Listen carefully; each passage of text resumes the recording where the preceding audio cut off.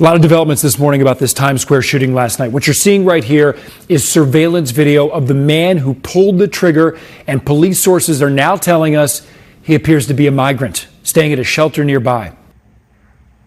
Only been in the country 3 months, and yet he got himself an illegal firearm. Gun control does not work.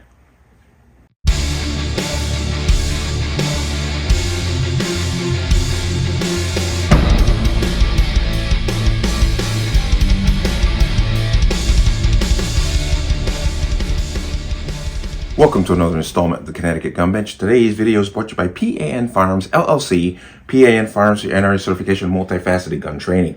You can reach us at 203-300-6343 or use our website at www.panfirearmsllc.com. As always, there'll be a link in the description box below. And you like channel, like content, and what I do here, you can support me with the link. Everything's appreciated. Connecticut residents, once again, my PSA for you. If you plan on getting your Connecticut pistol permit, please get the training done before July 2024, because then after that, it gets longer, harder, more expensive. If you have your permit, watch the expiration date. Don't let it expire. There is a link to the online renewal portal for Connecticut for pistol permits. Keep an eye on that. Let's talk about this. Now, this is kind of bouncing off the story that we all nationally saw of a police officer being kicked by illegal migrants in Times Square. Well, this is kind of playing right along with that, but it's gotten a little bit more dire, as we had a 15-year-old who apparently was caught shoplifting at a store in Times Square. He was confronted, and upon that confrontation, he drew a gun and fired a shot and then escaped from the store.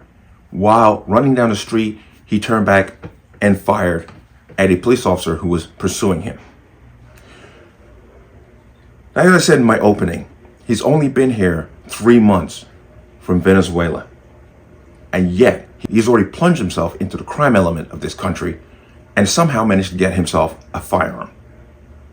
Now, you could argue that it's the fact that we have a, well, let's be honest, the gun culture in this country that made it easier for him to get it.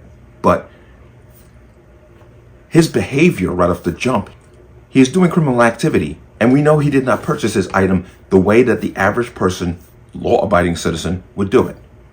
So it's not the fact that we have guns, it's the fact that we have criminals who are willing to do criminal activity. But you saw a little bit of video. I want to go ahead and give you some more context. Let's go ahead and watch this.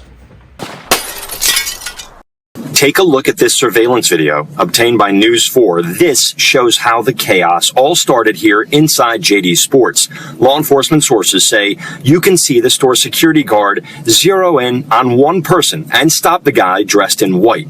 The guard motions repeatedly to the bag he's holding in his right hand while blocking his path to the exit. Another person comes over and leaves. Our sources say the security guard asked to inspect the bag. Another man in a blue jacket steps over.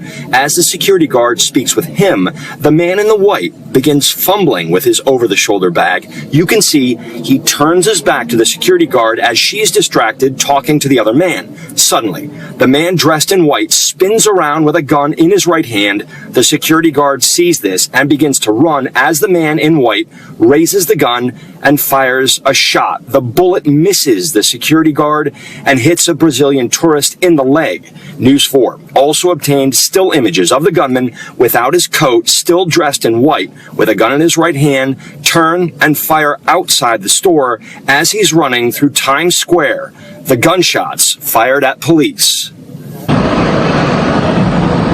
Law enforcement sources tell News 4 the guy you saw in the blue jacket in that video is in custody. He is being questioned. Police tell us he's 15 years old, but at this time, right now, police are still searching for the shooter.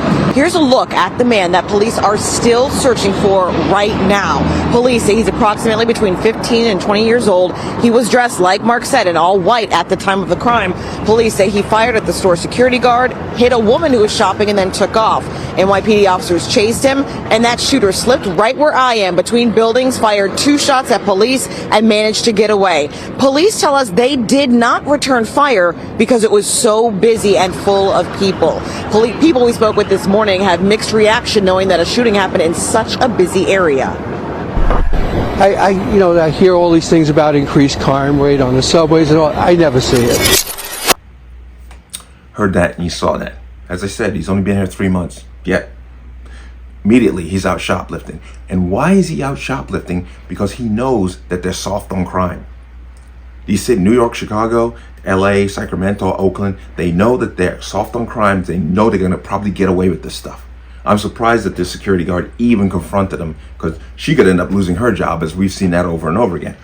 But I'm going to give you a quick update that this person has been caught, including the 2 people who were with him. That suspect was arrested in Yonkers this afternoon. His last known address is a migrant shelter on the Upper West Side. Yes, he was taken into custody, and yes, it did happen in Yonkers. Now, this was an all-out manhunt for this kid. He's 15 years old. Not only was he wanted for allegedly firing into this store last night, but also firing on the street as he was running away from police. He is also wanted for a connection to an armed robbery in the Bronx that happened just 2 weeks ago.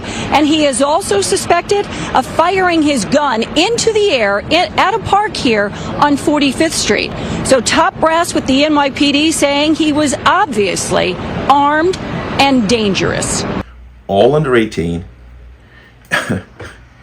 And they're going to be charged accordingly, but in my opinion, they should be deported immediately.